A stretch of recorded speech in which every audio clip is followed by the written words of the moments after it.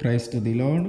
ఈరోజు దేవుడు మనకిచ్చినటువంటి వాగ్దానం ఏంటంటే సంఖ్యాకాండము 21వ అధ్యాయము 34వ వచనం. అతనికి భయపడకము, నేను అతనిని, అతని సమస్త జనమును, అతని దేశమును నీ చేతికి అప్పగించి తిని. ఆమేన్. మన శత్రువును చూసి మనం భయపడొద్దు. మన శత్రువును, అతనికి కలిగిన సమస్తమును, అతని దేశమును, అతని అధికారమును దేవుడు మనకి అప్పగిస్తానని వాగ్దానం చేస్తూ ఉన్నాడు. ఇశ్రాయేలు ప్రజలు ఐగుప్తు నుంచి కానానికి నడిపించబడుతున్నటువంటి ఆ క్రమంలో అహరోను చనిపోయిన తర్వాత అతని కుమారుడైనటువంటి ఎలియాజరుకి ఆ బాధ్యతలను అప్పజెప్పాడు దేవుడు.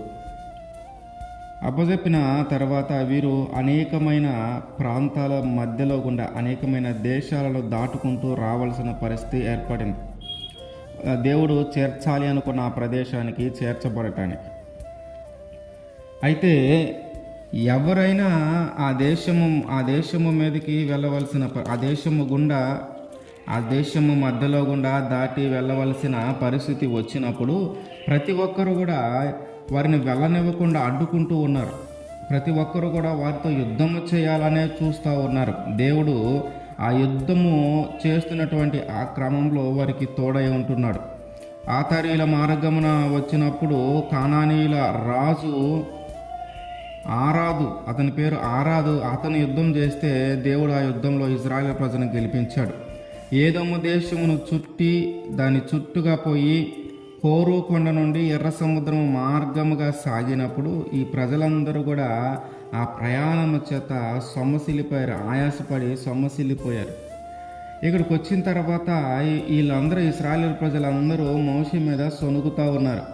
ఐగుప్తు దేశంలో ఉంటే బాగుండేది కదా, తీసుకొచ్చి ఇక్కడ చంపేయటానికి తీసుకొని వచ్చారా, ఇక్కడ అన్నం లేదు, నీళ్ళు లేవు, చవి సార్లు కలిగిన అన్నమే ఉంది, ఇది మాకు వద్దు అని చెప్పి మోషే మీద తిరుగుబాటు చేశారు ప్రజలు.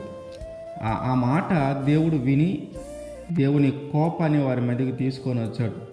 ఎలా తీసుకొని వచ్చాడంటే ఒక సర్పాలను పంపిస్తే ఆ సర్పాలు అనేకమైన మందిని కరిచి దాని ద్వారా కొంతమంది చనిపోవటం జరిగింది. మళ్ళీ దేవుని దగ్గరికి వచ్చి వాళ్ళు ఒప్పుకోవటము, మోషే గారు ప్రార్థన చేయటము, ఆ సర్పములు కరిచిన వారికి ఏమి జరగకుండా ఉండటానికి సర్పముతో ఒక ప్రతిమను ఏర్పాటు చేయటం జరిగింది. దాన్ని చూసిన వాళ్ళు బ్రతుకుతూ ఉన్నారు. ఇట్లా ప్రతి చోట జరుగుతూ ఉంది.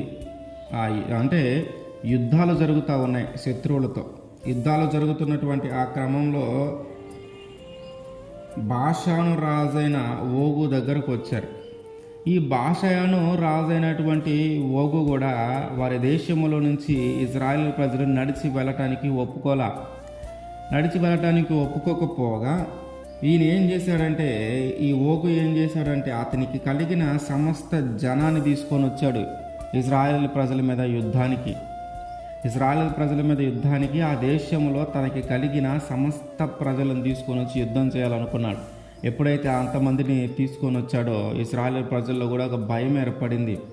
ఆ భయం ఏర్పడినప్పుడు వీరందరికీ మనం ఈ ఓగుని గెలవలేమేమో, ఈ బాషాను రాజు చేతిలో ఓడిపోతామేమో అనే ఒక భయంలో వాళ్ళు ఉన్నప్పుడు దేవుడు వారితో మాట్లాడిన మాట ఏంటంటే, మోషే గారితో దేవుడు చెప్తున్నటువంటి మాట ఏంటంటే, యెహోవా మోషేతో ఇట్లా, నేను అతనికి భయపడకము, నేను అతనిని, అతని సమస్త జనమును, అతని దేశమును నీ చేతికి అప్పగించి తిని, నీవు హెష్బోనులో నివసించిన ఆమోరీల రాజైన సీహోనుకు చేసినట్లు అతనికి చేయుదువు అని చెప్పగానే ఆ తర్వాత జరిగిన పరిస్థితి ఏంటంటే, వారు అతనిని, అంటే ఆ ఓగును, అతనిని, అతని కుమారులను, అతనికి ఒక్కడైనను శేషించకుండా అతని సమస్త జనమును హతము చేసి అతని దేశమును స్వాధీనపరుచుకొనురి అని. శత్రువును చూసిన భయపడొద్దు, అతనిని, అతనికి కలిగిన సమస్తమును, అతని దేశమును నీ చేతికి నేను అప్పగించాను అని దేవుడు చెప్పగానే వీరిలో ఉన్న భయం పోయింది. ఆ బాషాను రాజైన ఓగు మీద యుద్ధము చేయటాన్ని బట్టి ఆ యుద్ధంలో ఇజ్రాయేలు ప్రజలు గెలిచేలాగా దేవుడు చేసి, ఆ బాషాను రాజైనటువంటి ఓగుకి కలిగినటువంటి సమస్తమును వీరు హతము చేసి ఆ సమస్తమును స్వాధీనపరుచుకున్నారు, ఆ దేశమును స్వాధీనపరుచుకున్నారు. అంటే దేవుడు చెప్పిన మాట ఆయన నెరవేర్చాడు.